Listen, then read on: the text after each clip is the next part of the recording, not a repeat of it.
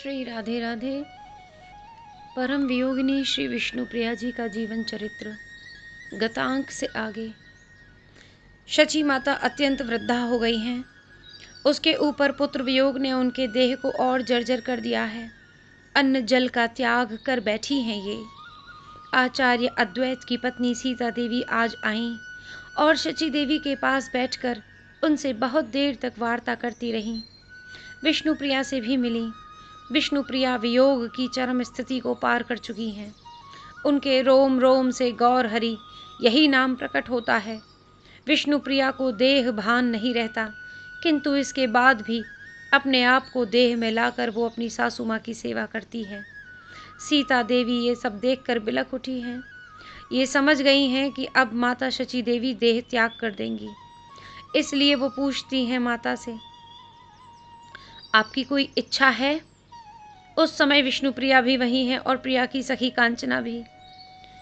बस एक इच्छा है कि नीलांचल जाकर एक बार निमाई चंद्र का मुख देख लेती।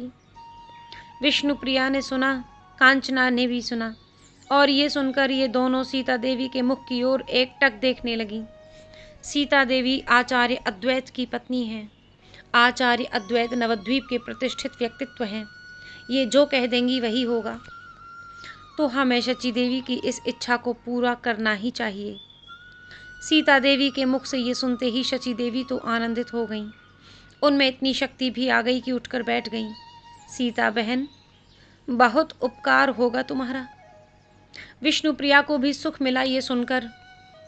तो तुम भी जाओगी? हाँ, तुम्हें तो जाना ही पड़ेगा। सीता देवी ने विष्णु प्रिया से भी कह दिया।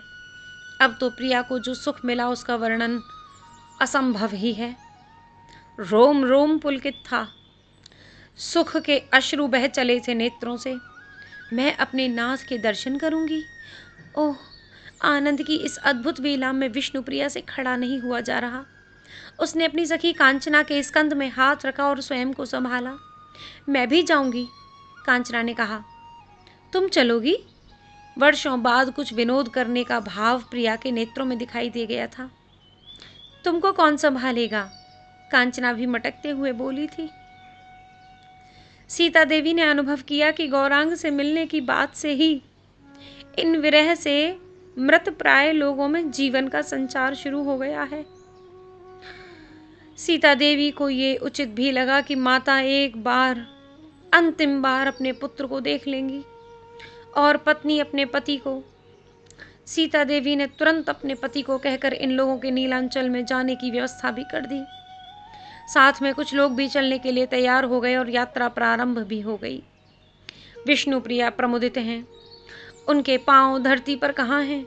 वो जब जब अपनी सखी को देखती है उसके गालों को पकड़कर खींचती है। कांचना अपनी सखी को इतना आनंदित देखकर वो स्वयं परम सुख का अनुभव कर रही है।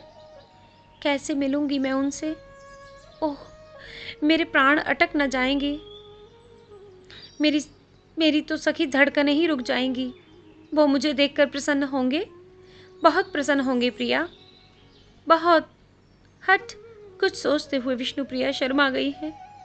यात्रा में वो पक्षियों को देखती है, नदी नद सबको देखती है, किंतु सब में उसे अपने प्राण गौरांग ही दिखाई दे रहे हैं। अकेले ही अकेले वो हंसती है। तुझे गले लगा लेंगे, कांचना छेड़ती है। विष्णु प्रिया का मुखमंडल ये सुनते ही लाल हो जाता है। वो फिर शर्मा कर अपना मुख घूंघट से ढक लेती है। वो मुझे मेरे नाम से पुकारेंगे क्या? हाँ हाँ, कांचना अब ये कहते हुए रुक जाती है। विष्णु प्रिया क्या भूल गई कि उसके पति ने संन्यास ले लिया है? भगवान जगन्नाथ के दर्शन किए इन लोगों ने। भीड़ बहुत थी मंदिर में। माता शची देवी को संभाल कर दर्शन कराया, किंतु विष्णु प्रिया को भगवान जगन्नाथ में गौरांग देव के ही दर्शन होते हैं। वो अपनी आंखों को मलती है, फिर भी उसे गौरांग ही दिखाई देते हैं। दर्शन करने के पश्चात ये लोग गौरांग देव से मिलने गंभीरा जाते हैं। वहाँ कुछ भक्त हैं जो बाहर ही खड़े महामंत्र का संकीर्तन कर रहे थे। ये भक्त माता शची देवी को पहचानते थे। तुरंत गए भीतर और जाकर कहा कि गौरांग प्रभु की माता जी आई हैं। गौरांग देव संकीर्तन में मग्न थे। पहले तो उन्हें कुछ भान ही नहीं था जब दूसरी बार और तीसरी बार कहा गया तो गौरांग देव ने सुनकर पूछा कि कौन कौन आया है।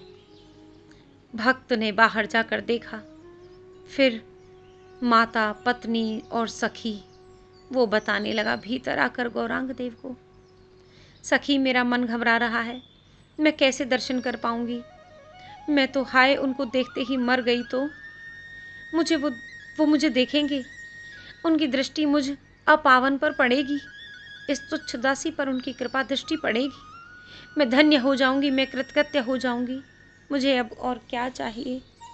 विष्णु प्रिया बोलती जा रही है, कांचना देख रही है। भीतर से वो भक्त आ गया।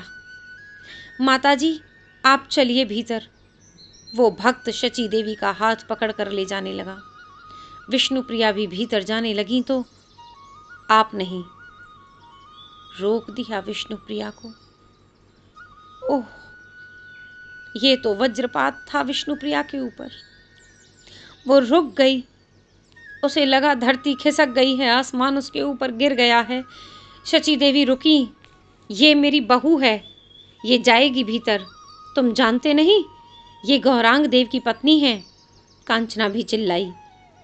भक्त हाथ जोड़कर बोला मैं जानता हूं, किंतु गौरांग प्रभु की यही आज्ञा है कि सन्यासी हूं, मैं स्त्री मुख देखना निषेध है, मेरा स्त्री मुख देखना निषेध है।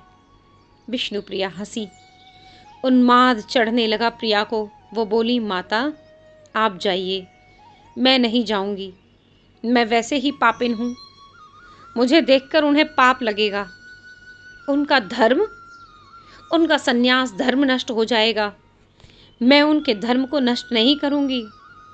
कांचना हिलकियों से रो पड़ी। पगली क्यों रोती है? विष्णु प्रिया प्रसन्न है, यहाँ की धूल ले जाएगी विष्णु प्रिया और इसी धूल को माथे में लगाती रहेगी।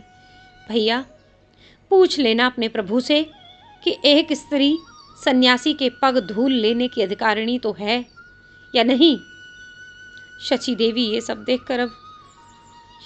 देखकर अब नहीं जाना चाहती भीतर अपने निमाई पुत्र के पास, किंतु विष्णु प्रिया उन्हें भेजती है। कांचना अब टूट गई है, वो रोती ही जा रही है।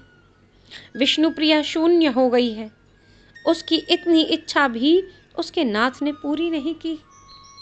उफ। जय जय श्री राधे श्याम।